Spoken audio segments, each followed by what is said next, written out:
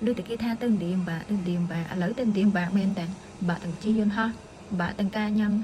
bà sát chi yun ha vẫn phèn màu ăn cất ở pe tàn xịt trăm quy mà mỏng pi màu á nâng cất sập tạt chi một đi từ lần nữa nghe nhiều sai ពេលទៅដល់ទីថ្ងៃដំបូងធ្វើត្រឹមត្រូវឃើញអីអត់ទេដល់ពេលនៅមួយថ្ងៃពីរថ្ងៃក្រោយមកទៀងឈ្នះតញ៉ាំដដែលតែមានអីណាមហូបគេខ្លះយើងញ៉ាំបានតាគ្រាន់ថាវាពិបាកអញ្ចឹងបាក់លេបការីទាំងអស់អញ្ចឹងអានេះមហូបគេច្រើនណាគ្រាន់ថាមួយណាកូការីអញ្ចឹងខ្ញុំដើរ4 5ជុំអូយញ៉ាំអត់បានខ្ញុំគ្រួយញ៉ាំផ្លែឈើយ៉ាអ៊ូ favorite អានឹងញ៉ាំអត់ចេះធុញទេហើយពេលដែលមើលបាយគិតថាបាយហើយបាយមកការីលើកមកមីការីមកសឡូការីទៀតអូយគ្រប់មុខថប់បែបយ៉ាងការីធម្មបានក៏យកតែយ៉ាអ៊ូឲ្យផ្លែឈើមួយចានទេ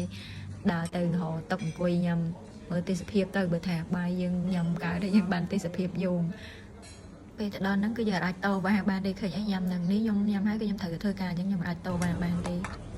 ចេញធ្វើការមកអត់ដឹងថាញ៉ាំអីទេល្ងាចឡើងក៏ដើរមើលតាមផ្សារទៅផ្សារណាក៏ផ្សារការីដែរថានំនេះធ្លាប់ញ៉ាំនៅខ្មែរចង់ញ៉ាំដែរការីទៀតទៅហើយ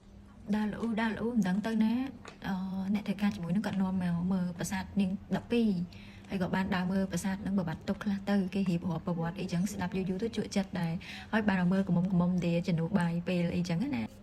នៅឥណ្ឌានឹងទៅសារតែម្យ៉ាងគេនៅស្លៀកពាក់ដូចពីមុនណាវាថាគេកាន់សាសនាឥណ្ឌាចឹងគេពាក់កៅអៅឥណ្ឌាតែគេអត់មានដូចយើងកាន់សាសនាពុទ្ធតែយើងស្លៀកខោកបយស្លៀកកៅអៅចម្រុះចឹងតែនៅស្រុកគេអត់ទេភាគច្រើនមនុស្សស្រីគឺគាត់ពាក់កៅអៅប្រពៃណីរបស់គាត់មក